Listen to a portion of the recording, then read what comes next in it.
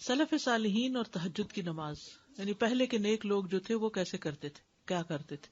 داؤد علیہ السلام کا قیام، رسول اللہ صلی اللہ علیہ وسلم نے فرمایا سب سے بہترین نماز داؤد علیہ السلام کی نماز ہے. وہ نصف رات سوتے تھے، تہائی رات جاگتے تھے اور رات کا چھٹا حصہ سوتے تھے. یعنی پہلے کچھ دیر سو جاتے اور پھر درمیان میں جاگتے، پھر آخر میں پھر سو جاتے. تو اس طرح پھر ان کی تھکاوٹ بھی نہیں ہوتی. جو رات کے بالکل ارلی حصے کا سونا ہوتا ہے نا، وہ اگر انسان کو مل جائے تو وہ اتنا زبردست ہوتا ہے، گویا انسان ساری رات سو چکا، کئی گھنٹوں کی نیند کے برابر ہوتا ہے. اس میں تھکاوٹ جلد اترتی ہے بنسبت پچھلی رات سونے کے. صحابہ کا قیام، عائشہ رضی اللہ تعالیٰ عنہ سے روایت ہے، انہوں نے فرمایا نبی صلی اللہ علیہ وسلم نے ایک شخص کو مسجد میں قرآن پڑھتے سنا تو فرمایا اللہ اس پر رحم کرے، مجھے اس نے اس وقت فلاں فلاں آیت یاد دلا دی ہے جو میں فلاں فلاں سورت سے بھول گیا تھا. عباد اللہ بن عبداللہ نے حضرت عائشہ رضی اللہ تعالیٰ عنہ سے یہ اضافہ بیان کیا ہے کہ نبی صلی اللہ علیہ وسلم نے میرے گھر میں نماز تہجد پڑھی تو آپ نے عباد کی آواز سنی جو مسجد میں نماز پڑھ رہے تھے. آپ نے فرمایا عائشہ کیا یہ عباد کی آواز ہے؟ میں نے عرض کیا جی ہاں. آپ نے دعا فرمائی اے اللہ عباد پر رحم فرما. کیا خیر خواہی تھی نبی صلی اللہ علیہ وسلم کی کہ اپنے ساتھیوں کے بارے میں جب سنتے تھے تو وہیں ان کی غیر موجودگی میں بھی ان کے لیے دعا کرتے تھے. تو ابھی آپ نے کہا نا کہ جگہ جگہ روشنیاں، تو یہ صحابہ کے گھروں میں ایسے ہی ہوتا تھا.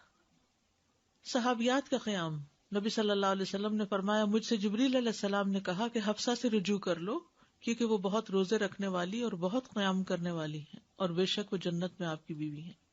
امام احمد بن حنبل، امام بخاری، حافظ عراقی، یہ سب قیام اللیل کرنے والے لوگ تھے اور ان کے لیے ایسے ہی تھا جیسے کوئی بہت مانوس چیز ہے، یعنی بالکل روٹین کی بات تھی. تہجد کے فائدے، نمبر 1 خیر و بھلائی ملنا. جابر رضی اللہ عنہ سے روایت ہے، کہتے ہیں کہ رسول اللہ صلی اللہ علیہ وسلم نے فرمایا کوئی مرد اور عورت ایسی نہیں کہ رات کو سوئے مگر اس کے سر پہ گریں لگا دی جاتی ہیں. بس اگر اس نے جاگتے وقت اللہ کا ذکر کیا تو گرہ کھل جاتی ہے، اگر کھڑا ہوا اور وضو کیا اور نماز پڑھی تو سب گریں کھل جاتی ہیں، اور وہ خوش دل ہلکا پھلکا ہو کر بھلائی کو پہنچنے والا ہوتا ہے.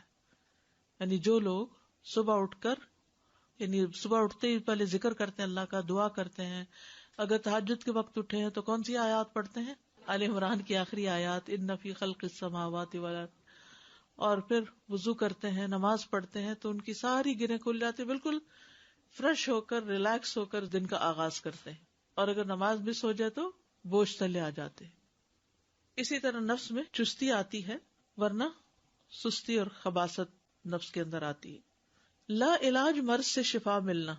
امام ابن قیم کہتے ہیں قیام اللیل حفظان صحت کے اسباب میں سب سے زیادہ نفع مند ہے، یعنی صحت کی حفاظت کے لیے سب سے اچھی چیز ہے، اور بہت سے لا علاج امراض کو روکنے والے امور میں سے سب سے زیادہ روکنے والا ہے، اور جسم، روح اور دل کو بہت چاق و چوبند رکھنے والا ہے.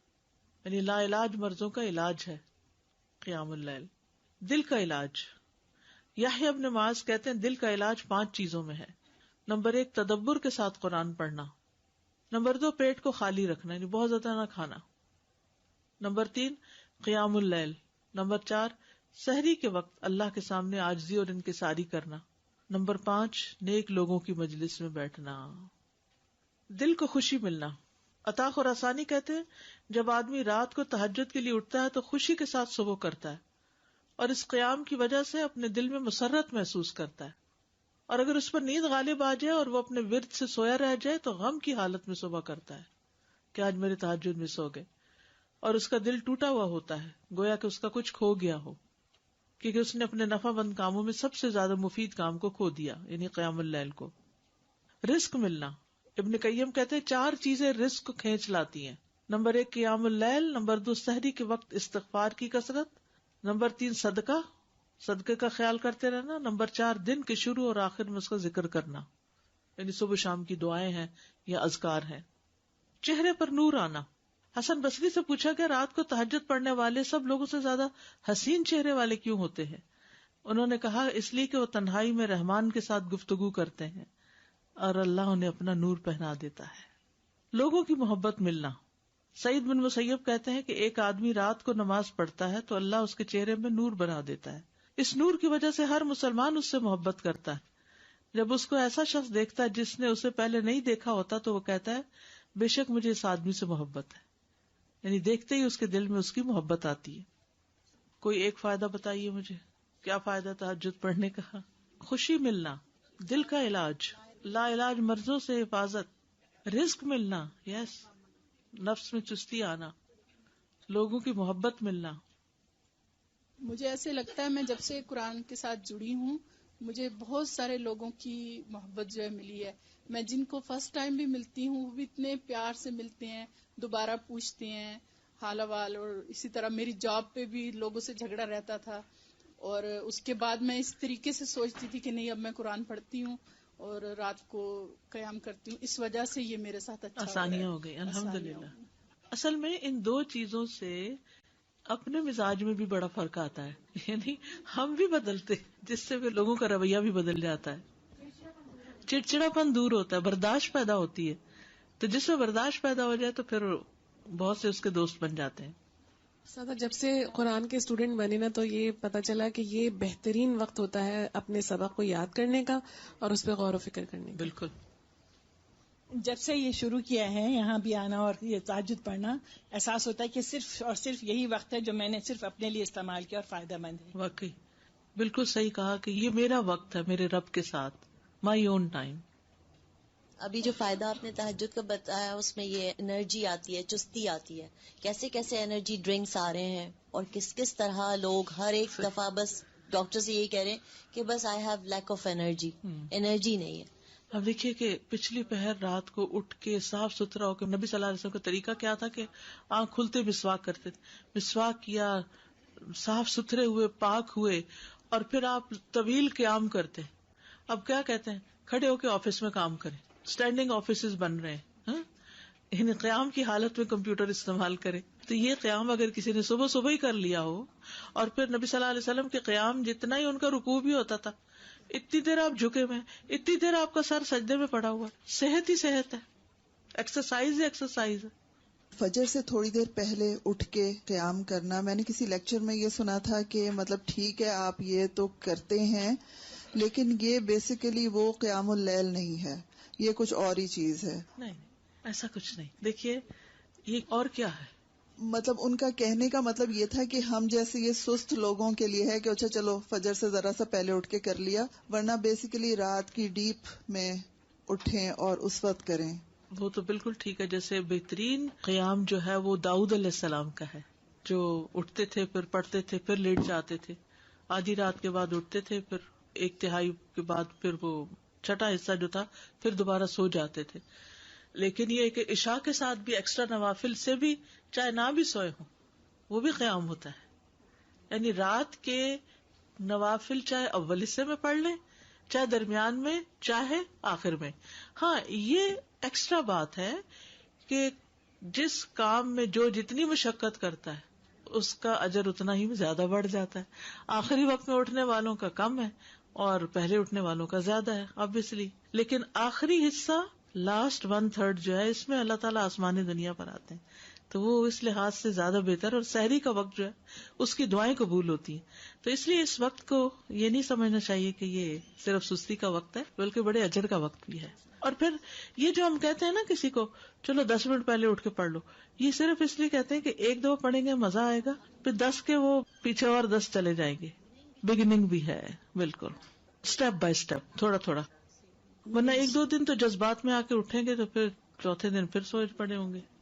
تہجد کا وقت عشاء کے بعد سے طلوع فجر تک، عشاء کے بعد سے طلوع فجر تک نبی صلی اللہ علیہ وسلم نے فرمایا اللہ نے تمہیں مزید ایک نماز عطا کی ہے جو کہ وتر یعنی تہجد ہے، اسے نماز عشاء اور نماز فجر کے درمیانی وقفے میں پڑھ لیا کرو.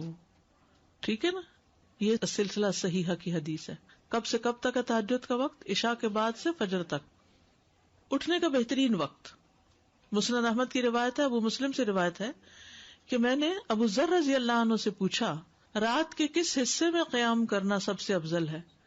ابو ذر رضی اللہ عنہ نے کہا میں نے بھی رسول اللہ صلی اللہ علیہ وسلم سے اسی طرح سوال کیا تھا جس طرح تم نے مجھ سے کیا.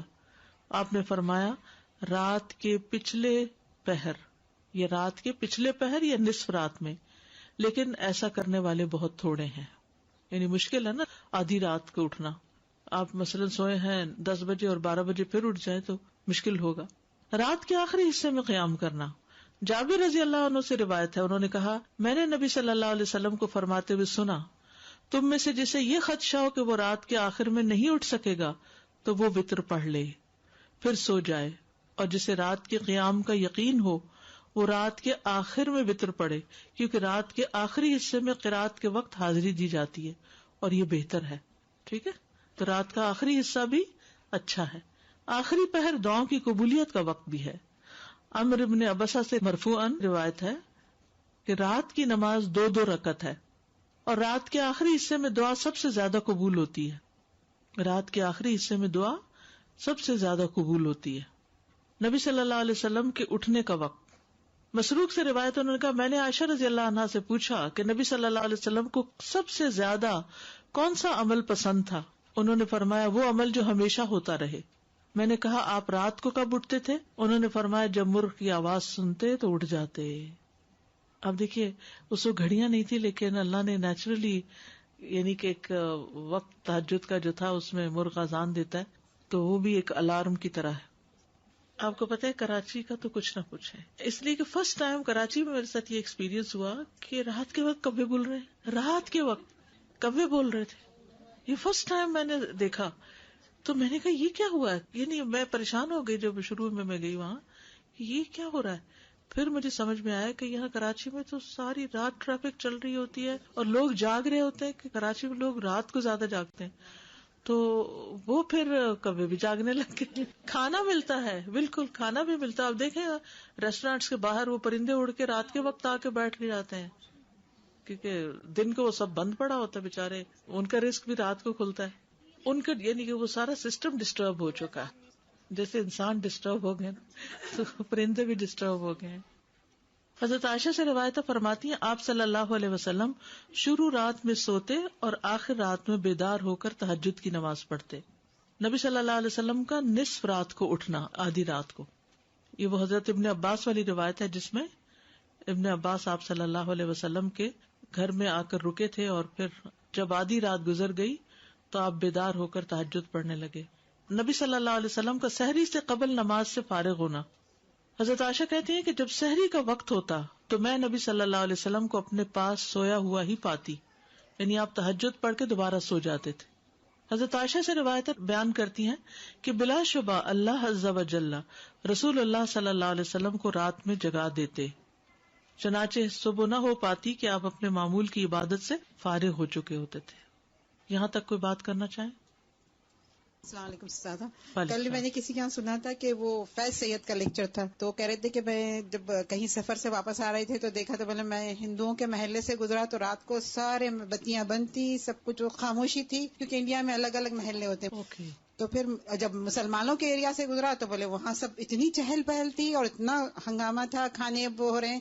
تو بولے میں نے جا کے دکان والوں سے کہا کہ آپ لوگ یہ کیا کر رہے ہیں, جا کے سو جائیں, اور دوسرے دن دیکھیں 2 دن لوگ نہیں آئیں گے اور بعد میں آ جائیں گے. تو کہنے لگے کہ نہیں یہی تو کمائی کا وقت ہوتا ہے, ہمارے لوگ تو اسی وقت تو آتے ہیں. تو بولے یہ فرق ہو گیا ہے ہمارے میں, اور جبکہ ہم کو رات کو سونے کا حکم ہے. جب ہم یہاں پر کسی کو تہجد کی بات بتاتے ہیں یا مردوں میں خاص طور پہ بات ہوتی ہے تو کہتے ہیں کیا آپ چاہتے ہو ہم سارا کام چھوڑ کے بس نمازیں ہی پڑھتے رہیں؟ اگر ہم رات کو اٹھیں گے, پھر صبح اٹھیں گے, پھر اشراق پڑھیں گے, پھر واپس ظہر کی ٹائم آ جائے گی, تو پھر عصر, پھر مگر آپ کہاں کریں گے؟ یہی تو آپ کے ریلیکس ہونے کا ٹائم ہے. اگر یہ کرتے رہیں گے تو ساری ٹینشن دور ہو جائیں گی. آپ دیکھیں نا, نماز کیا ہے دراصل کام میں بریک دیتی ہے آپ کو. ٹھیک ہے, وہ باقی 5 تو کہتے ہیں ٹھیک ہے, بولتے ہیں رات میں بھی ہم اٹھیں تو پھر تو ہم ریٹائرمنٹ لے کے گھر ہی بیٹھ جائیں. دیکھیے ایسے لوگ بھی موجود ہیں کہ جو کام بھی کرتے ہیں اور اللہ ان کو توفیق دیتا ہے تو یہ کچھ بھی کر لیتے, تھوڑا وقت نکال لیتے ہیں. اللہ سبحانہ تعالیٰ کی توفیق سے ہی سارے نیکی کے کام ہوتے ہیں. اللہ ہم سب کو توفیق دے. اصل میں اس میں طبیعتیں مختلف ہیں نا. کچھ لوگوں کی نیند پوری نہ ہو تو انہیں بلڈ پریشر ہائی ہو جاتا ہے. کچھ لوگ ایسے ہیں کہ جن کو دن میں تھکا دینے والا کام ہوتا ہے تو ان کو رات کی نیند چاہیے ہی چاہیے ہوتی ہے جسم کی مرمت کے لیے. تو اس میں پھر ان کا اجر کسی اور چیز میں لکھا ہوتا ہے. ہو سکتا ہے وہ صدقہ خیرات بہت کرتے ہوں, ہو سکتا ہے وہ دوسروں کے کام بہت آتے ہوں. تو اللہ نے مختلف لوگوں کے حصے میں مختلف نیکیاں لکھی ہیں.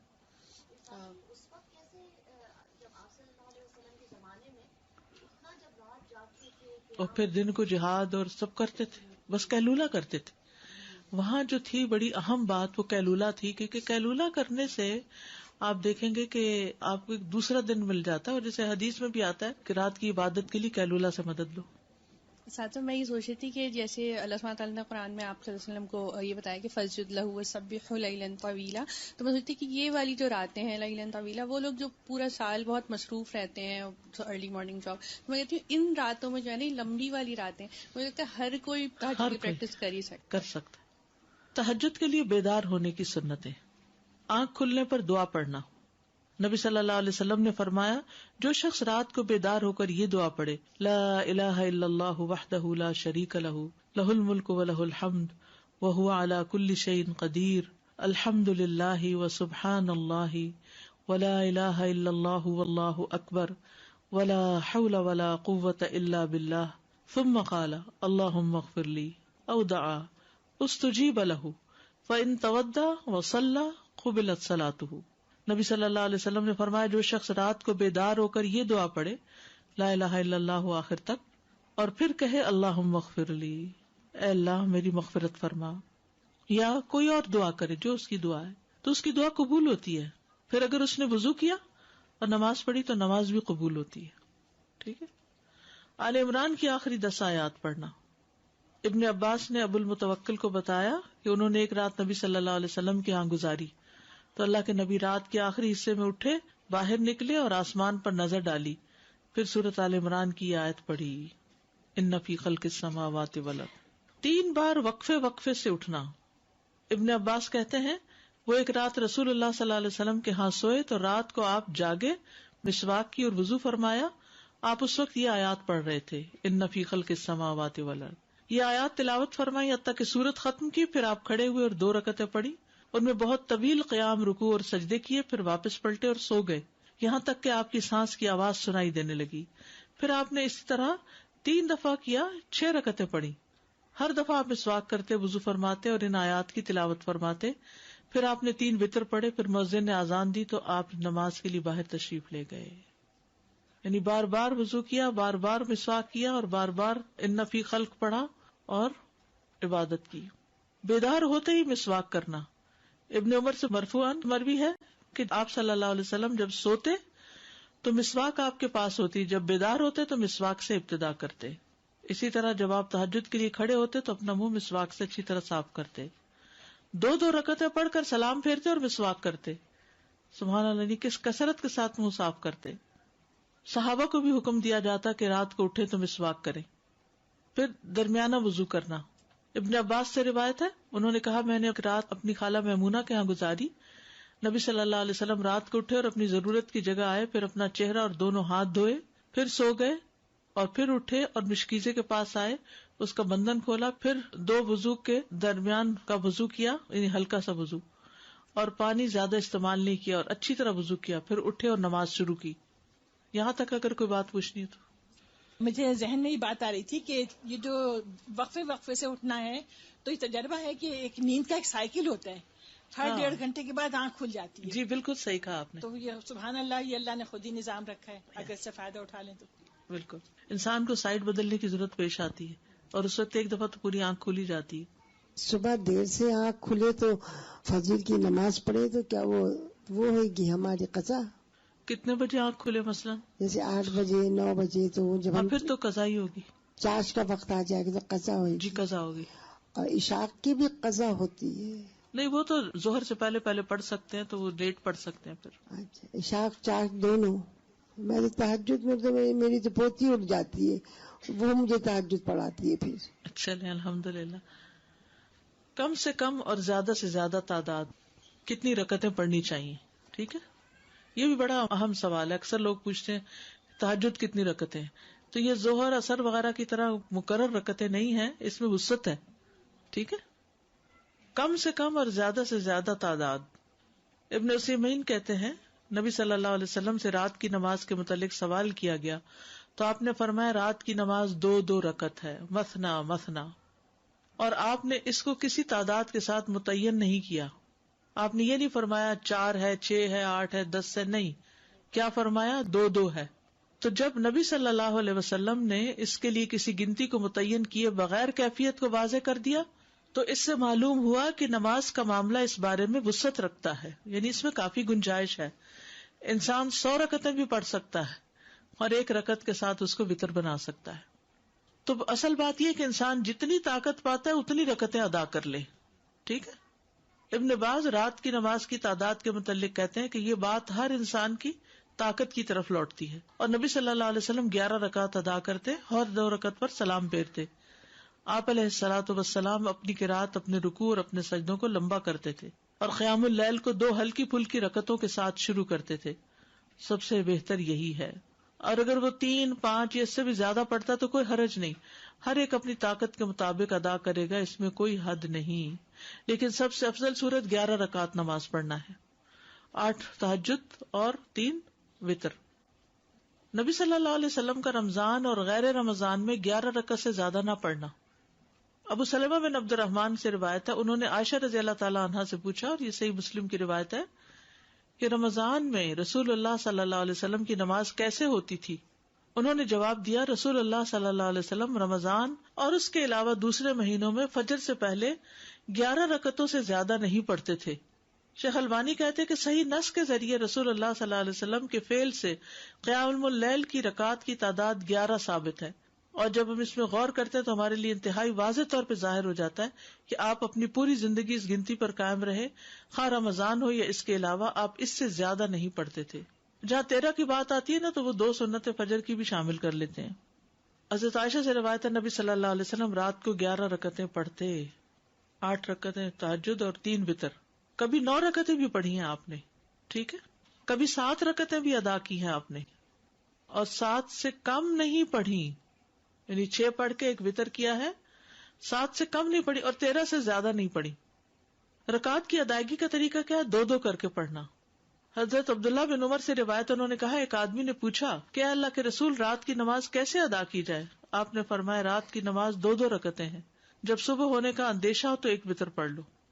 جب آپ تہجد پڑھتے تو ہر 2 رکعتوں کے بعد سلام پھیرتے اور 2 ہلکی رکعتوں سے آغاز کرتے. زید بن خالد جوہنی سے روایت ہے، انہوں نے کہا میں آج رسول اللہ صلی اللہ علیہ وسلم کی نماز کا مشاہدہ کروں گا، یعنی رات کی نماز کا. میں نے دیکھا کہ آپ نے 2 ہلکی رکعتیں پڑھی، پھر 2 انتہائی لمبی، بہت ہی زیادہ لمبی رکعتیں ادا کی، پھر 2 رکعتیں پڑھی جو ان 2 لمبی رکعتوں سے ہلکی تھی، پھر 2 پڑھی جو پہلے والوں سے کم تھی، پھر 2 پڑھی جو اپنے پہلی والی رکعتوں سے کم تھی، پھر 2 رکعتیں پڑھی جو اپنی پہلی والی رکعتوں سے کم، پھر وتر ادا کیا. یعنی سب سے پہلے 2 ہلکی، پھر 2 خوب لمبی، پھر 2 اس سے کچھ کم، پھر اس سے کم، پھر اس سے کم، پھر اس سے کم، اس طرح. لیکن آپ کی یہ جو رکعتیں تھی بہت خوبصورت اور بہت طویل ہوتی تھی.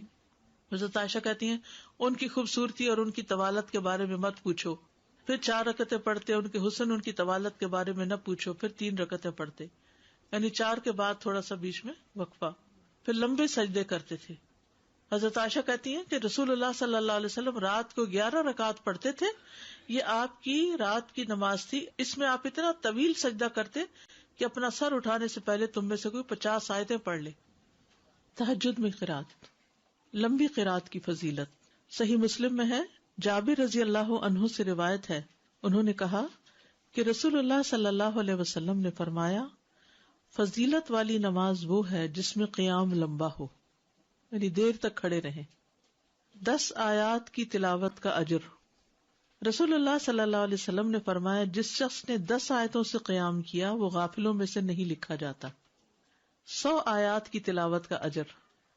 رسول اللہ صلی اللہ علیہ وسلم نے فرمایا جس نے 100 آیات کے ساتھ قیام کیا وہ فرما برداروں میں سے لکھا جاتا ہے. رسول اللہ صلی اللہ علیہ وسلم نے فرمایا جس نے رات کی نماز میں 100 آیات کی قرات کی اسے غافلین میں نہیں لکھا جاتا اور اسے فرما برداروں میں لکھ لیا جاتا ہے. 1000 آیات کی تلاوت کا بے انتہا اجر. رسول اللہ صلی اللہ علیہ وسلم نے فرمایا جو 1000 آیات سے قیام کرے وہ بے انتہا ثواب جمع کرنے والوں میں لکھا جاتا ہے. مقنطرین کا لفظ آتا ہے. نبی صلی اللہ علیہ وسلم کی قرات. آپ صلی اللہ علیہ وسلم کی تہجد میں قرات مختصر ہونے یا لمبی ہونے کے اعتبار سے مختلف ہوتی تھی. کبھی آپ ہر رکعت میں یا ایھا المزمل کی مقدار کے مطابق